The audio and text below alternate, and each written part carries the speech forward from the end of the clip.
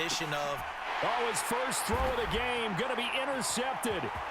Picked off by Paulson Adebo.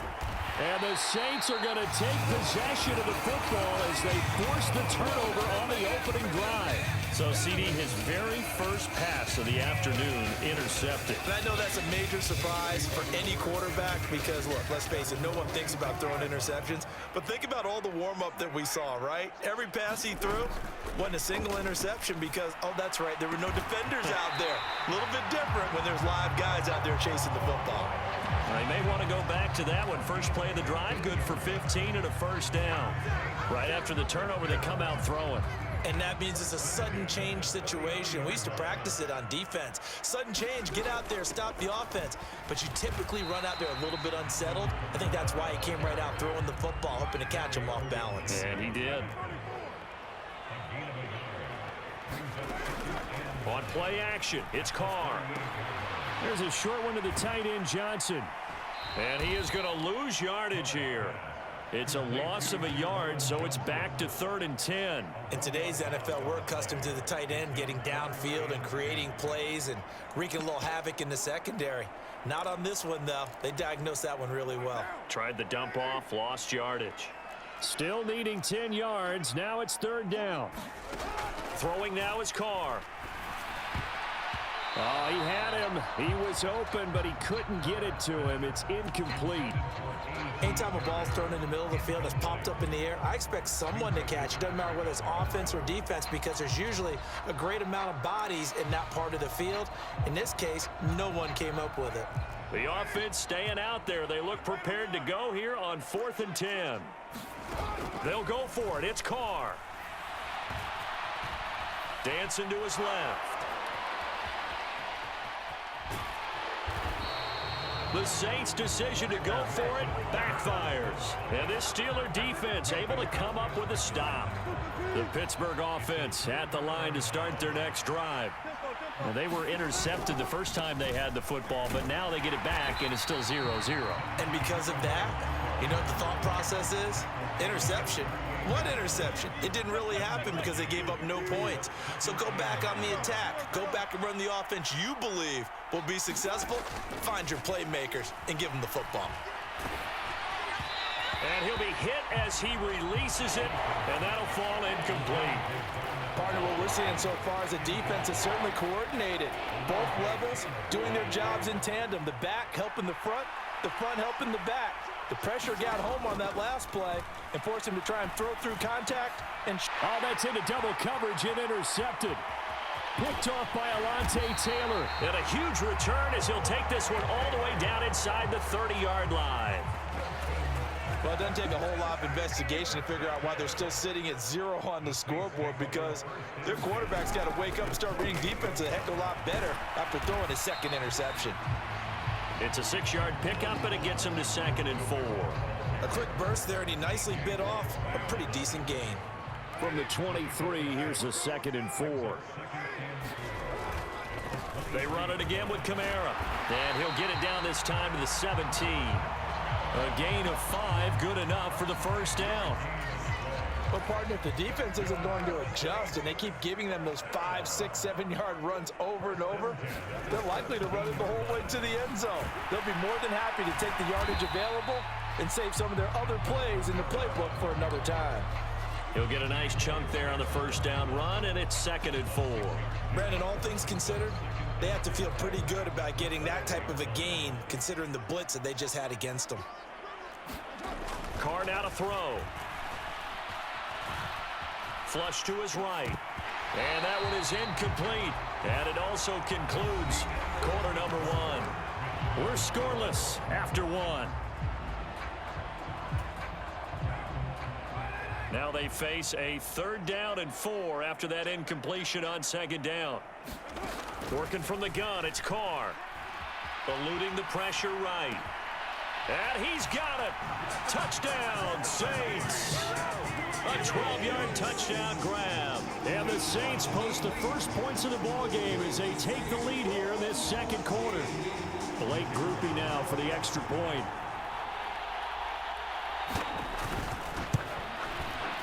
And it's good as the Saints have a 7-0 lead.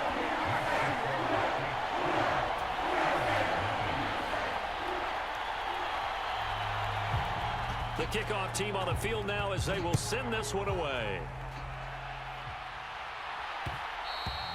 And they will not get a chance to return this one. It's through the back of the end zone for a touchback. The Steeler offense here about ready for their next drive. And it's been a miserable start for them offensively. Obviously, 2 drives, 2 interceptions. And this is where you have to know your quarterback and know how you actually have to reach him. Do you do it with a little bit of humor? Maybe you break the ice a little bit like, hey, didn't we practice in that color jersey all week, not the one that you're throwing it to? Or maybe you have to be stern with him. But whatever it's going to take to get the message, it has to be done. He's putting the game in jeopardy.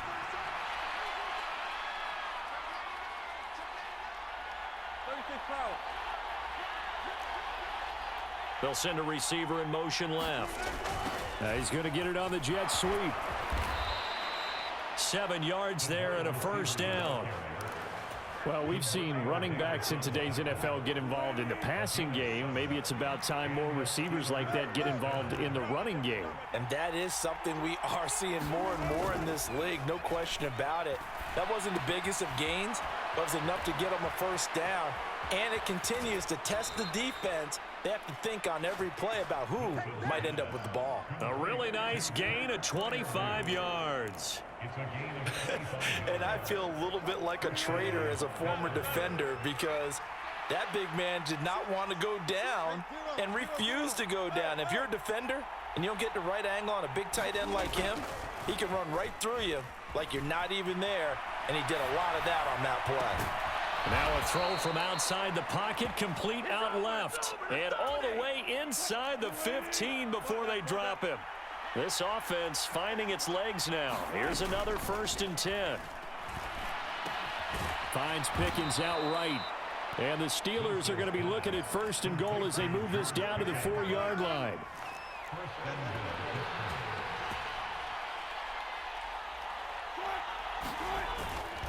Harris. Not going anywhere. He'll lose a couple back to the 6. It's a loss of a yard there, and now 2nd down. 2 minutes on the clock, 2nd quarter, 7-0 ball game. They come up here with another shot from the 6-yard line, and it's 2nd and goal now. To throw is Wilson. To the goal line, but it's incomplete.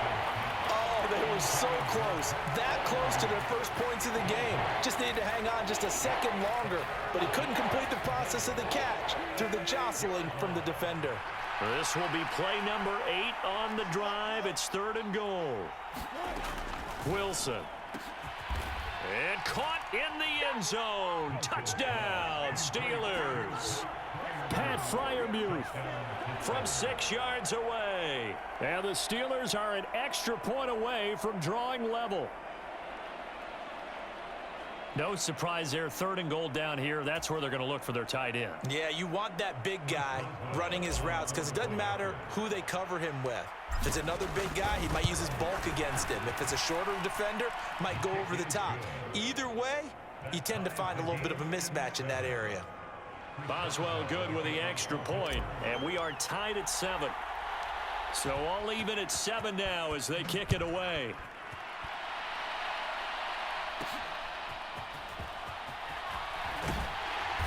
And able to take it past the 25 and up to the 28-yard line.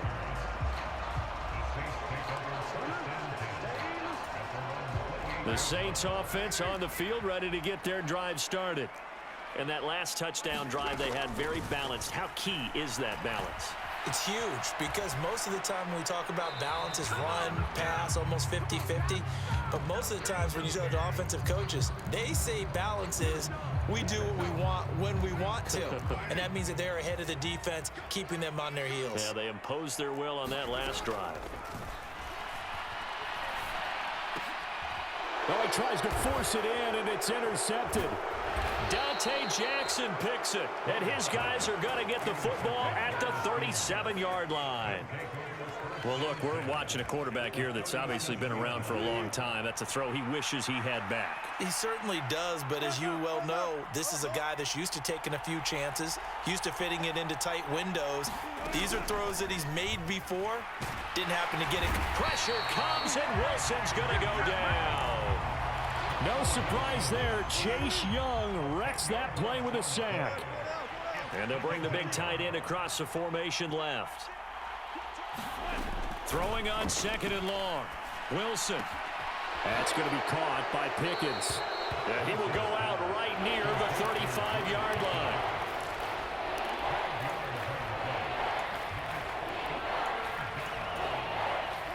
So 3rd down now. They need the 27-yard line for a first. Now it's Wilson. And that is incomplete. Oh, he did everything but hold on to it. But a nice play defensively, and now it brings up 4th down.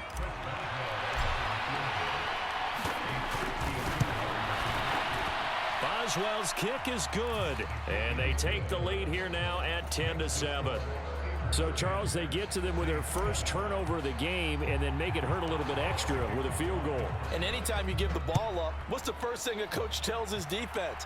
Don't let them score off of this. You've got to put out the fire. In fact, in 2021, that's what one NFL coach termed his defense. The firemen. Go out there, guys, and don't let them put some points on the board.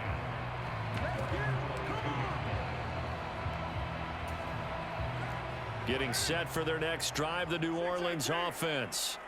A slim deficit here in a one-possession game. Not much time left, obviously. We'll see if they can march. And now the ball's out. Carr lost it. Fumble. And the defense says they have it. They do. One play into the ball game, an early turnover. The pocket collapsed around him. I know we talk about it a lot, but a QB has to have that sixth sense, doesn't he? He really does, and I know of one team at one point was training their quarterback with that time frame, and anytime he didn't get rid of the ball within the right amount of time, they would blow a horn or blow a whistle to show him this is what that time is, just what you're talking about, training him to understand this is the amount you have, make sure the ball's gone.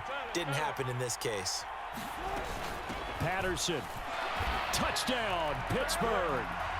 Partner, to me, that touchdown had something that was kind of rooted in that group seeing the future. What I mean by that is they had a plan. Let's find a way to score right here before the half, and that'll give us momentum going into the second half. Give us that cushion that we're looking for. They got that accomplished, scoring right before the half ended.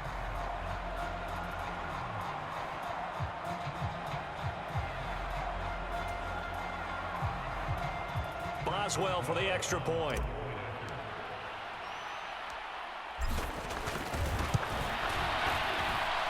It's good to make it 17-7.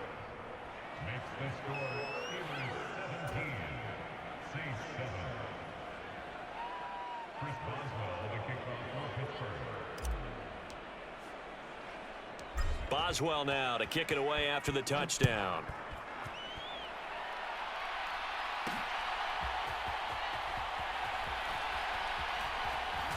And he'll be out of bounds here just past the 20-yard line.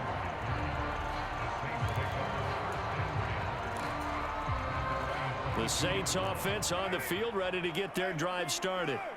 And with him down 2 scores, you wonder if they might try and put something together, even if it's just to get into field goal range. And the Steeler pressure too much here. He's going to go down. The Saints going to call the first of their timeouts as they'll stop it with 25 seconds to go here in half number 1. On 2nd down, here's Carr. Complete. It's Johnson. Now we'll get a quick timeout called by New Orleans, number 2. So that means they're down to 1 remaining here as we head toward halftime. And Pittsburgh with 6 defensive backs in the game here on 3rd down. Play action. Now it's Carr. He lets it go deep for Olave. Oh, and his early struggles continue. Here's another one intercepted. Dante Jackson picks it, and his guys have got it back at the